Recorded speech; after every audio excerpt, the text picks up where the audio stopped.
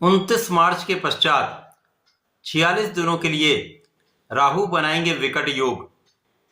अर्थात 29 मार्च को जब शनिदेव का राशि परिवर्तन हो जाएगा, शनिदेव अपनी मूल त्रिकोण राशि कुंभ राशि को छोड़कर गुरुदेव बृहस्पति की मीन राशि में प्रवेश करेंगे। तो वहां पर पहले से ही राहु का गोचर चल रहा है। इसके साथ ही साथ वहां पर सूर्यदेव, बुध तथा शुक्राचार्य होंगे, जिसके कारण मीन राशि में पंचग्रही योग बनेगा। ये पंचग्रही योग जो होगा ये राहु के साथ में होगा। अतः यहाँ पर 4 बड़े ग्रह राहु के सीधे प्रभाव में होंगे, जिसके कारण जड़ दोष बनेगा, ग्रहण दोष का प्रभाव होगा, शुक्राचार्य दूषित होंगे तथा शनि के साथ एक असाध्य योग, अनप्रेडिक्टेबल योग बनेगा, जिसे सामान्य भाषा में पैशाचिक योग कहते हैं। निश्चित रूप से ये 46 दिन समस्त राशि के जातकों को प्रभावित करने जा रहे हैं। कुछ विशेष यहाँ पर परिवर्तन हो सकते हैं, कुछ समस्याएं भी आ सकती हैं, कुछ बड़े लाभ भी यहाँ पर प्राप्त हो सकते हैं। जय श्री गणेश, नमस्कार। मैं आचार्य संजय द्विवेदी। मेरे समस्त प्रबुद्ध दर्शकों का मेरे चैनल पर हार्दिक स्वागत है। प्रिय दर्शकों, आज मैं कुंभ राशि के लिए पंचग्रही योग तथा राहु के इस विकट योग का किस प्रकार का प्रभाव प्राप्त होने वाला है, इस समय में आपके लिए क्या अवरोध आ सकते हैं, क्या समस्याएं आ सकती हैं, अथवा आपके लिए किस प्रकार के मार्ग प्रशस्त होने वाले हैं, आपको इस समय में कितना लाभ मिलने जा रहा है, संपूर्ण विश्लेषण मैं पूर्ण तर्क के साथ करने जा रहा हूं। प्रिय दर्शकों, इस राशिफल को आप अपने लग्न तथा राशि दोनों के अनुसार देख सकते हैं। कुंभ राशि के लिए ये पंचग्रही योग आपके द्वितीय भाव में बनेगा। आप कुंडली का द्वितीय भाव जो कि धन का भाव है, परिवार का भाव है। पंचग्रही योग में राहु के प्रभाव में जो ग्रह होंगे, सूर्यदेव सप्तम के स्वामी होकर यहां पर गोचर कर रहे होंगे, बुध यहां पर पंचम तथा अष्टम के स्वामी होकर गोचर कर रहे होंगे, शुक्राचार्य यहां पर आपके लिए सुख तथा भाग्य के स्वामी हैं, इनका गोचर भी यहां पर होगा। इसी प्रकार से शनिदेव द्वादश तथा लग्न के स्वामी होकर गोचर करेंगे। इस प्रकार से द्वितीय भाव अत्यंत प्रभावी हो रहा है। प्रारंभिक समय से यदि हम देखें, जब सूर्यदेव का यहां पर परिवर्तन 14 मार्च को हुआ था, तो ये सीधे सीधे राहु के ग्रहण दोष में थे। बुध यहां पर राहु के सीधे प्रभाव में है, जड़ दोष में है, शुक्राचार्य भी दूषित हैं। परंतु 30 मार्च को सूर्यदेव 15 डिग्री पर आ जाएंगे, जो कि एक प्रबल अवस्था है। सूर्यदेव उच्चाभिलाषी हो जाएंगे, जिसके कारण सूर्य अति बलवान, अति सामर्थ्यवान अवस्था में होंगे। तो सूर्यदेव अकेले एक ऐसे ग्रह हैं जिनका सामर्थ्य इतना है कि कुंडली के बहुत सारे दोषों को समाप्त करते हैं, तथा इनके साथ में जो ग्रह हैं या जिन भावों पर इनका प्रभाव होगा, उन भाव की निर्बलता को ये दूर कर देते हैं। अब प्रारंभिक समय में शनिदेव 0 डिग्री पर होंगे, तो ना ही ये बहुत अच्छा प्रभाव देने वाले हैं, ना ही बहुत नकारात्मक प्रभाव देने वाले हैं। 30 मार्च को यदि हम स्थितियों का अवलोकन करते हैं, तो यहां पर राहु 2 डिग्री पर होंगे, अर्थात ये अपनी मृत अवस्था की ओर प्रस्थान कर रहे हैं, क्योंकि 0 डिग्री पर ये मृत अवस्था में होंगे तथा कुंभ राशि में प्रवेश करेंगे, जो 18 मई को इनका परिवर्तन होने वाला है। तो राहु बहुत बलवान नहीं है, और शनिदेव जब यहां पर प्रवेश करेंगे तो 0 डिग्री पर होंगे, और लगभग ये 18 माह तक 5 डिग्री पर पहुंच पाएंगे। तो राहु और शनि का जब सीधा प्रभाव प्राप्त होगा, उस समय दोनों के दोनों निर्बल होंगे। तो यहां पर कोई बहुत बड़ा पैशाचिक योग का नकारात्मक प्रभाव प्राप्त नहीं होने वाला। तो यहां पर डरने की आवश्यकता नहीं है, समझने की आवश्यकता है। यहां पर बहुत सारे वीडियोस में आपको बताया जाएगा कि बहुत विकट स्थिति बन रही है, बहुत सारी समस्याएं आने वाली हैं, सब कुछ समाप्त हो जाएगा।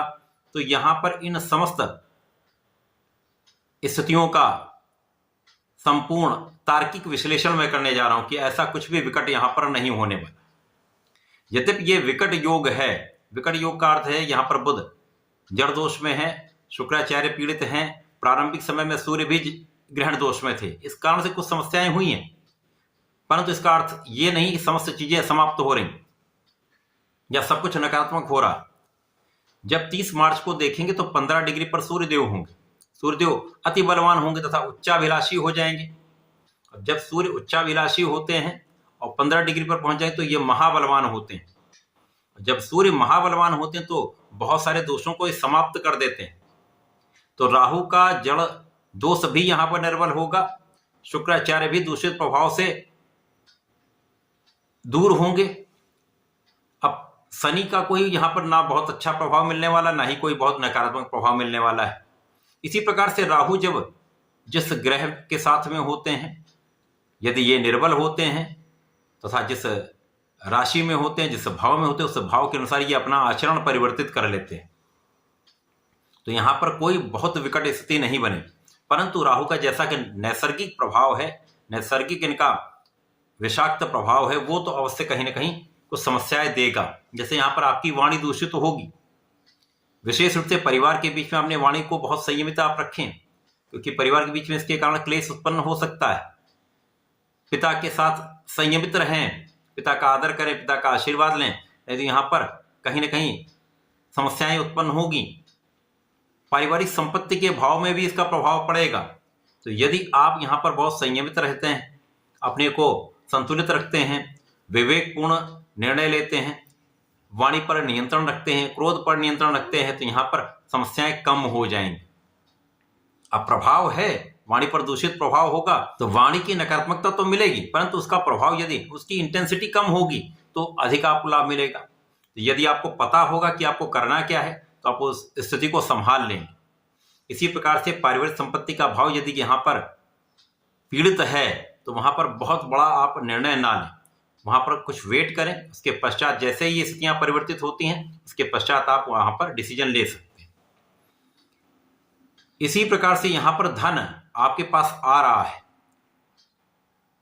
तो उसको बचाने का प्रयास करें। अनावश्यक धन का व्यय आपके लिए कष्ट का कारण बन रहा है। इसी प्रकार से आंख से संबंधित विकार यहां पर निश्चित रूप से आपके लिए समस्या का कारण है। इसी प्रकार से आरटीआई, ये आपके लिए, आरटीआई का अर्थ है गले से संबंधित, नाक, गले तथा वाणी से संबंधित यहां पर विकार हो सकते हैं, यहां पर इन्फेक्शन हो सकता, तो आपको सजग और सावधान रहना चाहिए। यहां पर अपने स्वास्थ्य का ध्यान रखें, योगा प्राणायाम करें तो समस्याएं कम से कम होंगी।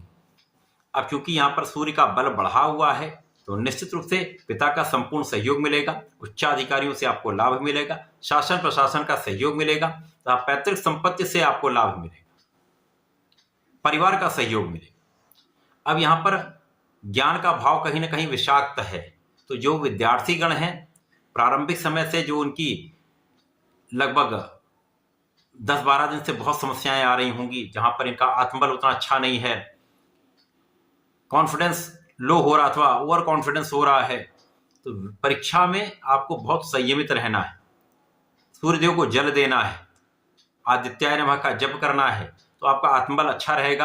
आप विचार करके अपना शिक्षा के क्षेत्र में अच्छा परिणाम प्राप्त कर पाएंगे। क्योंकि ज्ञान का भाव है, ये विवेक का भी भाव है, संतान का भी भाव है, तो यहाँ पर जिसके स्वामी बुध हैं और वाणी का भी भाव बुध के कार्यकत्व में आता है, तो इन सभी पर राहु का प्रभाव कहीं ना कहीं इनको दूषित कर देता है। तो संतान के स्वास्थ्य में कुछ निर्बलता, संतान से कुछ मतभेद की यहाँ पर संभावनाएं रहती हैं। इसी प्रकार से यहाँ पर जल्दीबाजी में यदि आप कुछ कार्य करते हैं, जल्दीबाजी में आप बोल देते हैं तो समस्याएं उत्पन्न होती। तो यहाँ पर बहुत सोच विचार कर आपको चलना चाहिए। पढ़ाई कर रहे हैं तो यहाँ पर पूर्ण परिश्रम करना चाहिए, कंसंट्रेट करके अपने कार्य में लगे रहना चाहिए, समस्याएं कम से कम होंगी। यहाँ पर प्रारंभिक समय में जब तक शुक्राचार्य 6 डिग्री पर हैं, कुछ भाग्य का साथ कम मिल पाता है। अब क्योंकि लग्न के स्वामी भी यहाँ पर पहुंच जाएंगे तो तनाव कुछ बढ़ जाता है, मानसिक द्वंद्व कुछ बढ़ जाता है, हम क्या करें क्या ना करें ये स्थिति आ जाती है। लेकिन सूर्य का बल यहाँ पर आपको बहुत संभालने वाला है। जैसे जैसे सूर्य आगे बढ़ेंगे अपने उच्च राशि की ओर इनका गमन होगा, ये समस्याएं कम होती जाएंगी तथा बुध को भी बल मिलेगा, शुक्राचार्य को भी बल मिलेगा, तो आपके भाग्य के अवरोध दूर होने लगेंगे, वाणी से जो समस्याएं उत्पन्न हो रही वो दूर होने लगेंगी, आप बहुत विवेकपूर्ण निर्णय लेने लगेंगे, आपके नेतृत्व की क्षमता पहले से अधिक अच्छी हो जाएगी तथा शारीरिक तथा मानसिक स्वास्थ्य यहाँ पर बहुत अच्छा रहने वाला है। इन 46 दिनों के बीच में ही सूर्यदेव उच्च राशि में पहुंचेंगे। बुध और शुक्र वक्री होकर पुनः अप्रैल माह में बुध का परिवर्तन भी होगा, मार्गी भी होंगे, परिवर्तन भी करेंगे। इसी प्रकार से इसी समय में मंगल भी राशि परिवर्तन कर लेंगे। गुरुदेव का राशि परिवर्तन भी 14 मई को राहु के परिवर्तन से पहले हो जाएगा, जिसके कारण बहुत सारी स्थितियां आपके पक्ष में हो जाएंगी। क्योंकि यदि हम देखें तो मंगल यहां पर है, यहां आ जाएंगे, गुरुदेव बृहस्पति यहां से यहां आ जाएंगे, बुध और सूर्य का बुधादित्य योग पराक्रम के भाव में बन जाएगा, तो आपके लिए परिश्रम कई गुना बढ़ जाएगा। आप कंसंट्रेट होकर अपना कार्य कर पाएंगे। परिवार के साथ साथ अच्छे मित्रों का सहयोग प्राप्त हो पाएगा तथा भाग्य प्रबल होने लगेगा। भाग्य का साथ जब मिलने लगता है तो परिश्रम का संपूर्ण उपयोग आप कर पाते हैं। आप एकाग्रचित्त होकर कोई काम करते हैं, अपने लक्ष्य पर केंद्रित होकर कुछ कार्य करते हैं तो सफलता भी मिलने लगती। इसी प्रकार से यहां पर आपका ज्ञान का भाव पहले से बहुत अच्छा होने लगेगा, तो पढ़ाई में आपको संपूर्ण लाभ मिलेगा। ज्ञान का समुचित उपयोग आप कर पाएंगे। यहां पर आपके सोचे हुए कार्य पूर्ण होने लगेंगे। राहु निर्बल होने लगेंगे, शनिदेव का बल बढ़ने लगेगा।